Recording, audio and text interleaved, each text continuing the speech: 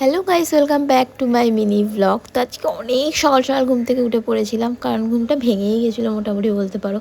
তো এখানে আমার বেডটা একটু ঠিকঠাক করে নিয়ে সেট করে নিলাম। আর এই যে পরের দিন এই তাকটা পরিষ্কার করব বলে ভেবে রেখেছি, তারপর দেখলাম বাইরে বৃষ্টি হচ্ছে, আর এখন তো প্রায় সব সময় বৃষ্টি হচ্ছে। তো সব কিছু করে নিয়ে চলে গেলাম স্নান করতে। স্নান করে এসে একটু স্কিন কেয়ার করে নিলাম। আর স্কিন কেয়ার যে আমি সবসময় করি সেটাও নয়, বাট এবার থেকে ভেবেছি রেগুলার স্কিন কেয়ারটা করবো। তো তারপর পুজো টুজো দিয়ে আর একে দেখলাম এই কাজ করছিল, তো বললাম চল বাজারে যাই একটু, কারণ পরের দিন আমরা কিছু স্পেশাল বানাবো, তো সেগুলোই কেনার ছিল। তো তারপর দুজনে মিলে গিয়ে কিনে আনলাম। ভেবেছিলাম সেদিনকে বিরিয়ানি করব, বাট মা বললো যে আমি আলু পরোটা পাঠাবোই, তো ওই জন্য আমরাও আর বিরিয়ানিটা বানাইনি, নেক্সট দিন রেখে দিয়েছিলাম।